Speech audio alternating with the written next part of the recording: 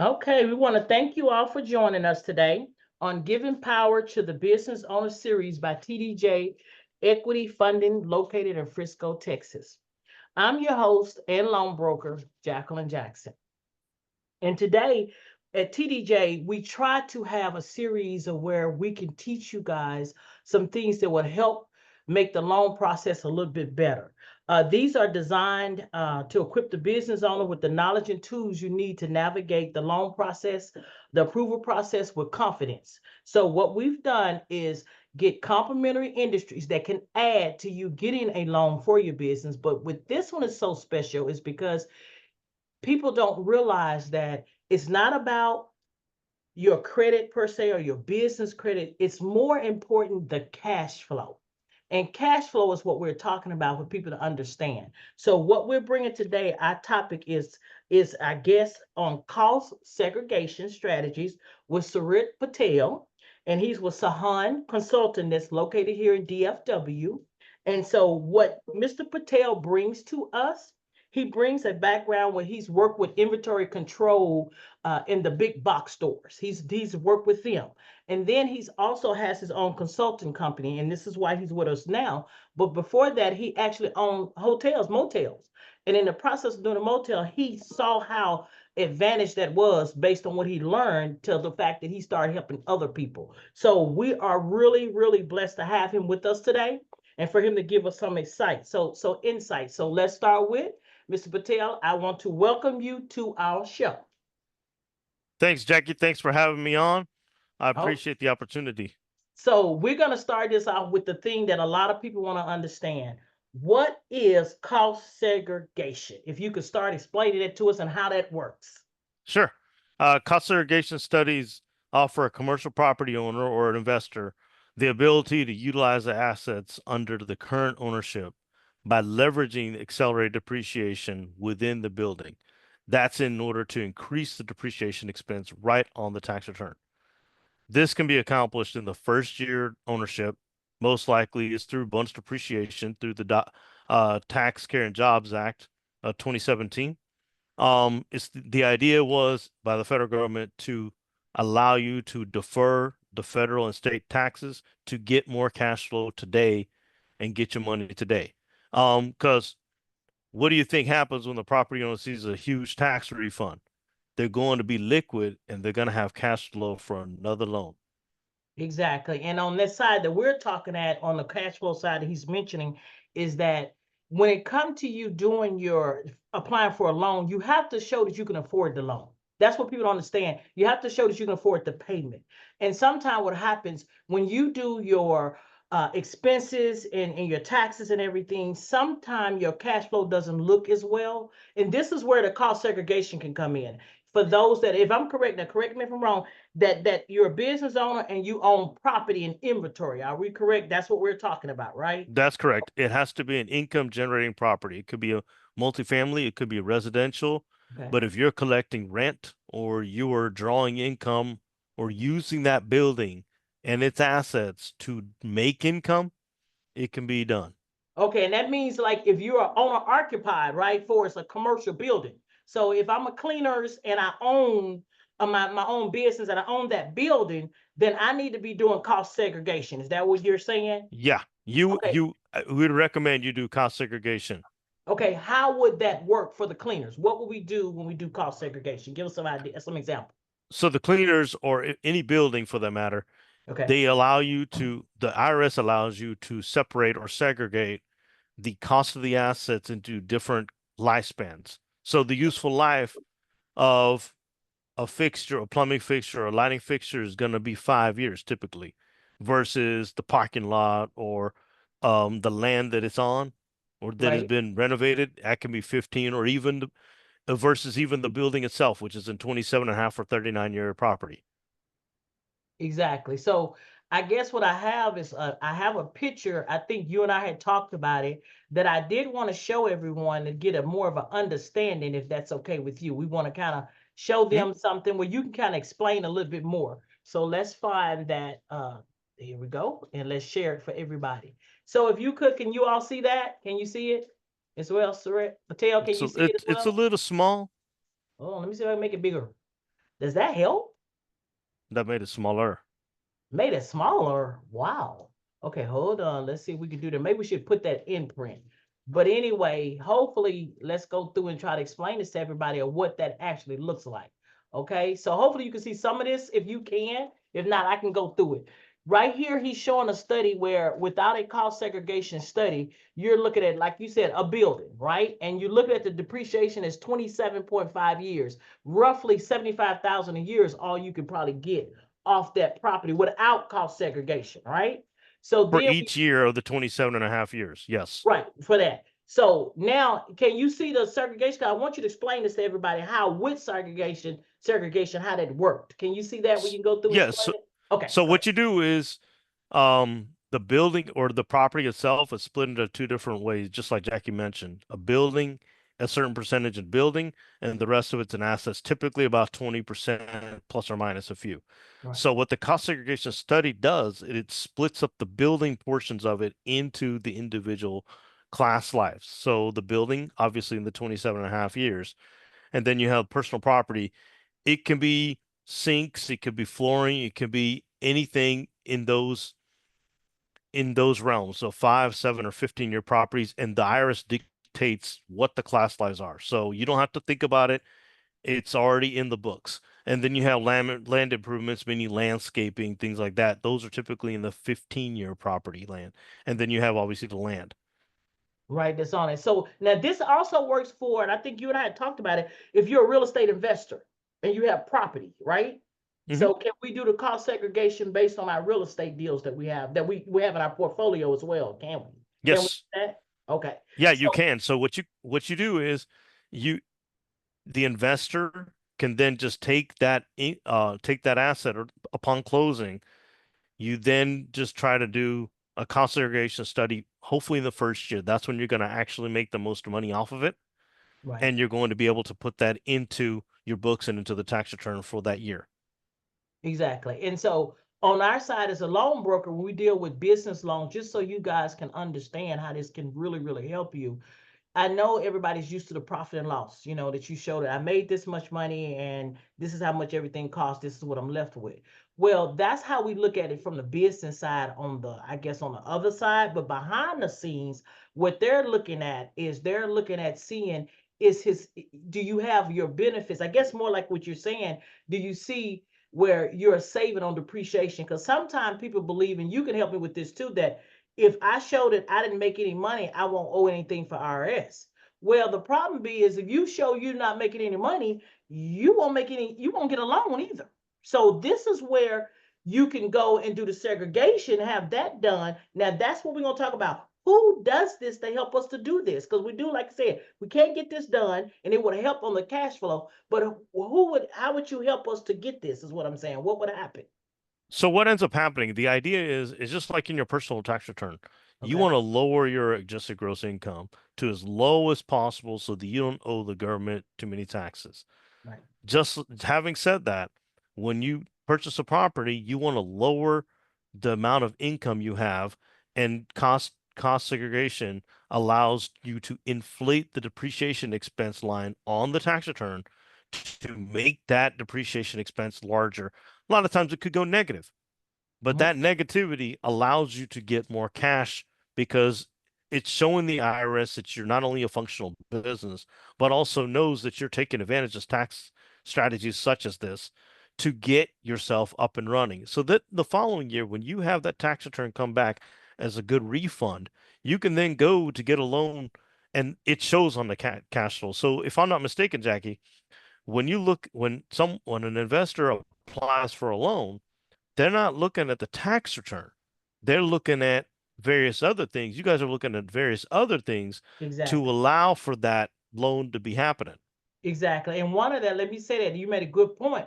And one of that is that they are looking at necessarily of how that depreciation is done. Because sometimes, like you said, you can depreciate down to zero for the IRS. But in cost segregation, when you depreciate and use that, the underwriters see that as if it is more of a cash flow value you've actually just put in. And they can put that cash flow amount that amount that you segregate, they can put it back in as part of your cash flow, but yet you still can get the deal we try to do, the I guess I ain't say discount, but the lower taxes with IRS at the same time. That's why cost segregation is so important to business owner, because what we do is nobody touches it. Nobody does anything with cost segregation. We just file our taxes and move on. Unless you have someone that brings it to you to say, hey, this is how you can save on your taxes and at the same time increase your cash flow. That's what we're trying to talk to everybody. So let's, if you can, talk a little bit again about how the cash flow can happen when they're actually doing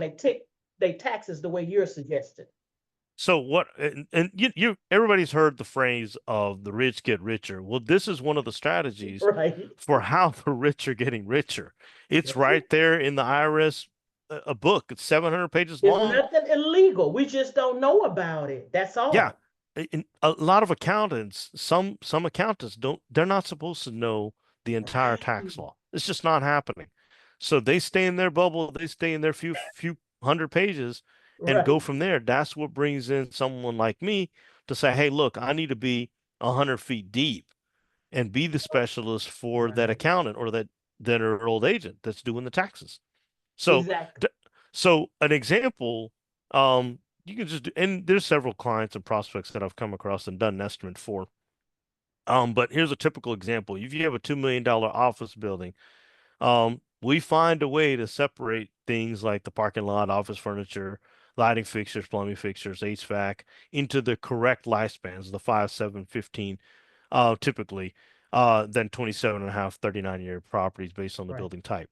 And recalculate that amount of depreciation. If you need to fill out tax forms, we can help you do that too, just to get the numbers right, because the name of the Right. game is accuracy. Without the accuracy, you don't know what you're getting and you're just ballparking things. And guess who's going to come looking for you? It's going to be the IRS. Exactly. So, anyway, so the biggest bucket of asset classes that we work with is 5-year property. That's typically about 5 to 20%. I do a ballpark range because every property type is different. So for this particular one, office building type, still about 5 or 20% of that $2 million value. The parking lot of 15 years, it accounts for 5 to 15%, depending on how big the parking lot is Right. and how much of that purchase price of it was. That can add up to about $200,000 over the course of the Right. first few years of it.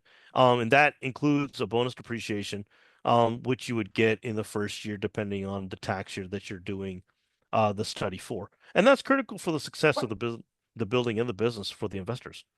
Exactly. So this again, what we try to do with our giving power to the business owner is like what you said. Most of us don't even know this type of value is available for us. And you're right. If it's a lot of things people assume, because CPAs are not saying it, but we assume the CPA can handle all of that. Your taxes, any advantage. And like you said, there's no way they're going to know all of it. That's why it's important that business owners always charge us first with the knowledge. We have to get this knowledge. We have to do the extra to find out. So when you hear stuff you're not familiar with, find out about it. Research. It may be something that will save you money. We know it does help for you all to know about cost segregation, because he's right. A lot of our clients that's more on the higher end, they do this.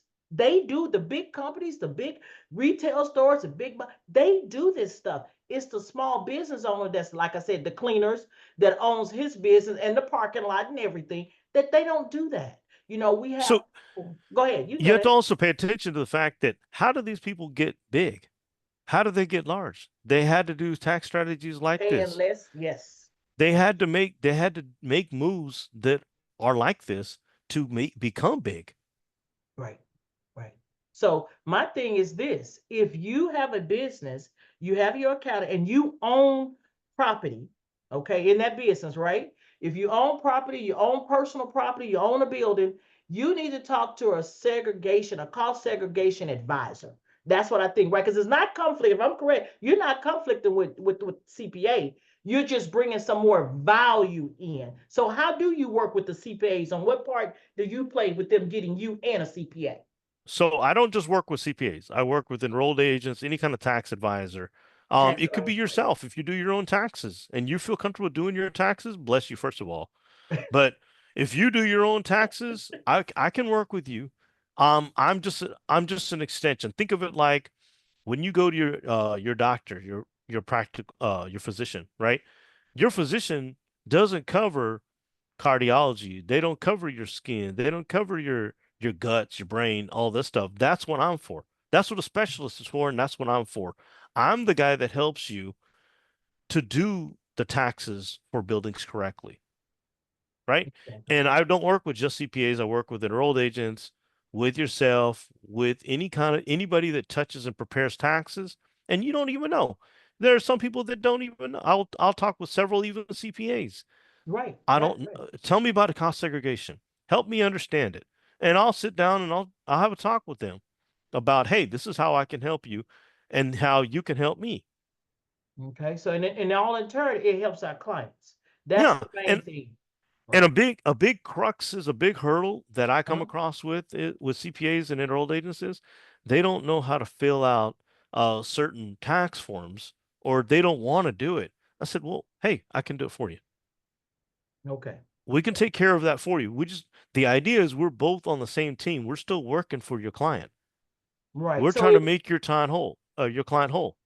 okay, so if I have a CPA with me with my business, I can have you alone too, whether it's my tax preparer or I'm doing it myself. You're saying you can still help me with the cost segregation Mhm. part of it for my Yeah, taxes and stuff. Okay. absolutely.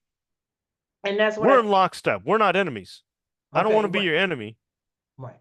And it's something that actually adds to because and I know you say that we say enemies just so you guys know the conversation that you and I have and a lot of people in the industry is that sometimes people feel that when it comes to money, anything with the finance and the IRS, anything that people are after to get you, out to get you.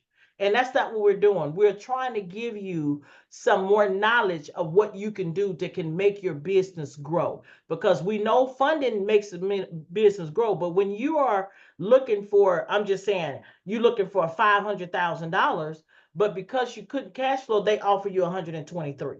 You know what I'm Mhm. saying? So that's what we're saying. These things matter and it makes a difference on the back end, on the underwriter, so they can look at like, okay, they can afford a $500,000 loan. And that's the thing we've seen a lot of times. And I want to say this so you'll know too, Surit, that we have seen people that were denied a loan or didn't get exactly what they needed based on the fact they should have did a cost segregation on their building and their inventory.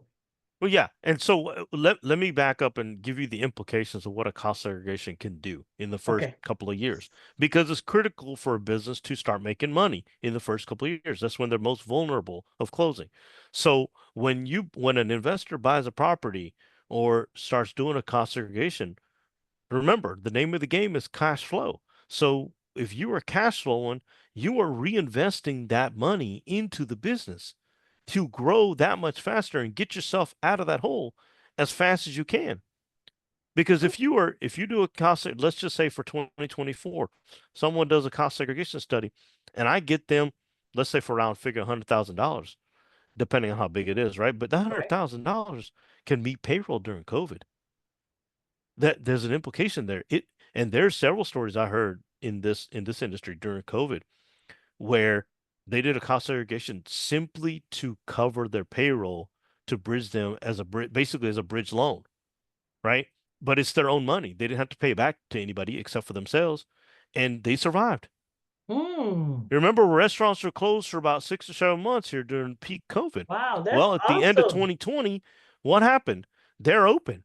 We opened up the doors as society. And what happened? They're able to make payroll and they're thriving. Wow. Whereas if they opened in 2019, guess what? They without an influx of cash, and more than likely the loan industry wasn't giving them out either. They're less Mm-hmm. likely and more strict. They come to someone like me and get that cash flow right on their 2020 on their 2019 tax return, right? They reared it, which you can do that. On a Right. cost segregation study, you can go back in time and Okay. say, hey, look, this is when I bought the property. This is when I put it into service. And this is what I'm due on my 2019 tax return that came Right. out in April, June, September, whenever it came out, right? Whenever you filed. But Right. the point is, you get that cash then, and guess what happened? You're thriving. Here we are in 2024, Right. So right? that's how they kind of can help. That's true. Mhm. That's true. So basically what you said, and I like the part you said how you can go back and pull money up to help them with their cash flow. This is simple stuff. Like I said, and you're right. You don't have to. And we did have people that would do that during that time because you're right. The banks wasn't really giving because people had stopped, income had stopped. But those who did cost segregation, and you are correct, they were able to pull in those numbers to help them where they could have cash flow, where they could do what they needed to do. And that's true by going to you. But like I said, that's something we just don't think we should do. Now, you made a good point about when we start out in business, we should look at cost segregation. So, how would that look with us starting out with our business? How would that look? What do you mean? Like if we having cost segregation for our business, we starting out. I just bought my building. Should I start then when I first purchase it, for I, us to keep setting it up already? ideally, ideally, you want to do it as soon as possible Wow. in the first year, and the reason is really simple. Okay. You have collected no depreciation in the first year. It's $0 depreciation so far. So take that 5-year asset. Now you haven't depreciated that 5-year asset. Whereas if you do in the very first year, now you've got that much more to take off, Right. right? Okay. But that doesn't mean that you can't go back. Like I mentioned in during the COVID example, right? If they opened in 2019, we could have went back to 2019, knocked off or brought back in that 1 year depreciation, which we did, and then go from there. Right, and go for it. Okay, so let me ask you this. So what is something that you want everybody to take away with what you're talking about today? What is one thing you want them to take away? Don't be scared. Don't a lot of now we're talking to investors who take risks. So Right, right. the scare part is probably mostly out the window, but don't be scared to ask questions. Don't be scared to talk to your financial team. Your financial team could be your advisor, it could be planners, it could be CPAs. There's many people on that financial team. Okay. Loan officers, people like yourself too, right? Right. How does ask the question about what does the scenario look like if we pull this lever or these three levers, right? But the process with the cost segregation is very simple, right? You're going to run your thoughts by your tax pro or your financial team, and then you're going to ask for a free estimate. Mm, And the best thing is there are different kinds of cost segregation studies you can do. There's a DIY method. There's a push a button method, like you just go online and just say, hey, look, this is what the property looks like, and this is what you can get me. Or you can do what I do, which is an engineering based study. Now, right. if you're owning property, you're more than likely you're looking at hundreds of thousands of, if not millions of dollars worth of asset. What's a couple of $1,000s in the grand scheme of things to get it accurate? And what I mean by that, the engineering study that we do, we have someone that comes out to the property and assesses the differences in the cracks in your parking lot, the cracks in your flooring if you Mm, have it. We're looking at exactly what these individual assets are worth, right? Within that building, obviously, we're looking at the building itself, but we're also saying, hey, look, this flooring in the kitchen is worth more or less than the flooring in the common space. Or this lighting fixtures out here in this room are worth more or less than those in this other room. And so the only way you can do that is when you have someone come to the property and assess that. right. And that's what we're talking about. That I can't hear that's you, Jackie. oh, wait a minute, did it cut off? Can you hear me now? Hold on. I can hear you. Are you muted? Nope, I don't think I'm muted. I hear myself. Hold on. Nope, I hear me. I hear you Now too. you go. There, you're back now. Yeah, I turned it off and turned it back on. That's technology for you. But anyway, so basically, I put it. When anybody have any questions, definitely you guys can ask him now. If not, we definitely want to invite everybody, let them know that we have on our website www.tdjequityllc.net. That's behind me. We actually have a referral page where we have Patel on there, where you guys can contact him. Leads to his website where you can book an appointment because they can book an appointment with you to kind of discuss this. Am I correct? Yeah, Okay. it's easy to get hold of me. Just get on my website Mhm. through Jackie's website or you can reach me directly if you have my information. Right. Well, just give me your information now. You can go ahead and give it to him. We're still gonna have it shown up for him as well.